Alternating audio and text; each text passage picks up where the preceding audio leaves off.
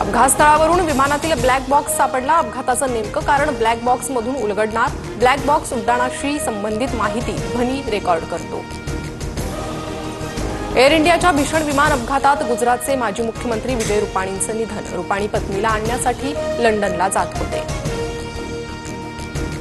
अहमदाबाद विमान दुर्घटनेत महाराष्ट्रातील 7 ते 8 जणांचा समावेश। मुंबई, डोंबिवली, पनवेल, पंढरपूर, नागपूर, बदलापूरमधील कुटुंबावर दुःखाचा डोंगर। यात काही क्रू मेंबरचाही समावेश।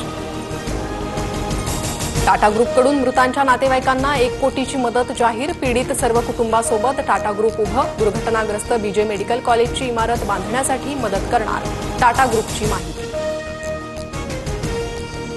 अजित पवार आणि जयंत पाटील आज एकाच व्यासपीठावर येणार। वाशिममध्ये राज्य शिखर बँकेच्या प्रशिक्षण केंद्रातील सायबर सिक्युरिटी ऑपरेशन सेंटरचं उद्घाटन।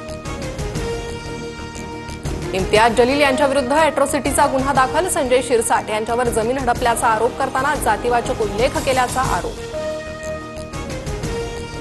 रत्नागिरीत राजापूर आणि चिपळूण वगळता इतर तालुक्याला निधी नाही। रत्नागिरी आणि राजापूरमधल्या कंत्राटदारांसाठी खैरात वाटप। भाजपचे प्रदेश सरचिटणीस विनय नातू यांचा आरोप।